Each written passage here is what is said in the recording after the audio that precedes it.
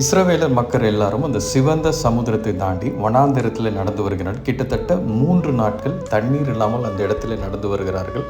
அப்பொழுது மாரா என்ற இடத்துல வரும் பொழுது அந்த இடத்துல தண்ணீரை பார்க்கிறார்கள். ஆனால் குடிக்க சென்றபோது அந்த மாராவின் நீர் கசப்பாக இருக்கிறது.